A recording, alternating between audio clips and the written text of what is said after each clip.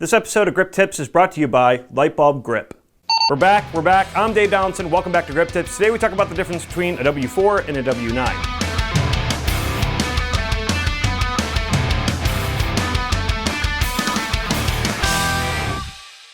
So today we're talking about two different tax documents that you find on all different jobs, a W-4 or a W-9. So a W-4 is basically when you're an employee inside of a company. That company is going to take taxes out of your paycheck to pay for Medicaid, Social Security, et cetera, et cetera, et cetera. If you've ever worked for a company that's like McDonald's, Starbucks, Home Depot, pretty much any retail shop that you can find inside of a mall, chances are that you've probably actually filled out one of these forms before. Now, if I take a job that's W-4, I basically have to understand that taxes are going to be taken out of my check. This will vary state to state, et cetera, but I've kind of found out that the IRS here in Michigan generally takes about somewhere between 22 and 25% out for taxes. So if I make $600 with a company, wow, can't speak today. If I make $600 with a company, they'll take about 25% out. That leaves me with about $450 that I can actually deposit in my bank and do whatever I want with it, probably buy beer. But then we go on to the other situation, which is the W-9. So now there's the W-9 situation, and this is where things are going to get gray and crazy, and I'll probably get trolled up the wazoo because of this, but basically a W-9 is a contractor pay kind of status.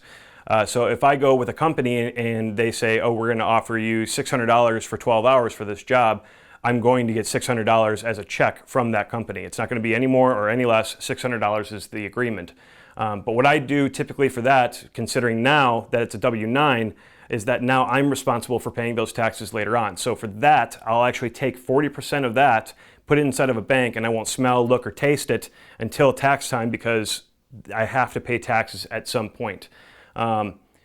Either the actual tax time, which is usually around April, or you can also pay it quarterly throughout the year. It's really kind of up to you how you want to do it. Luke Steerville says that he actually pays it quarterly, so that way it doesn't seem like a big check that he's writing come tax time. But to each his own, however you guys want to do it. Okay, so I know that there's going to be a lot of people that are like, well, why are you putting 40% aside for your taxes?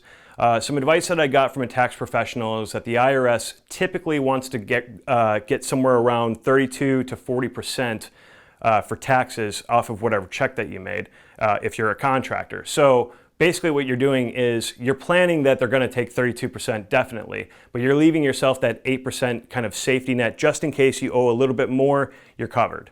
Plus, if the IRS only takes 32%, you basically have left yourself an 8% refund. So you're going to be good come tax time. Okay, so when I made this episode, I had it written out in like 2 pages, and I, for some reason, deleted it. I don't know why, but I usually type this on my phone and give out these episodes this way, but this was basically me just freeballing it as best as I possibly can. So I hope that a lot of this made sense and helped a couple of you guys out there kind of understand the difference between the two tax forms. But now let's have a word from our sponsors.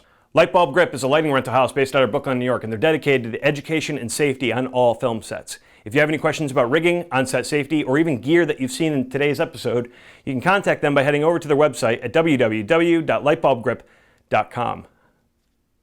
I guess you could ask them about a pen. If you like today's episode, please let me know in the comment section below. You can also follow me on my Twitter right here. Don't forget to hit that subscribe button. Also, it's going to be one more week until I give away a Cardellini and a Maffellini. So if you don't know what I'm talking about and you want to be involved there, head back over to episode 6 entitled Cardellinis and Maffellinis. But until next week, we'll see you right here on Grip Tips.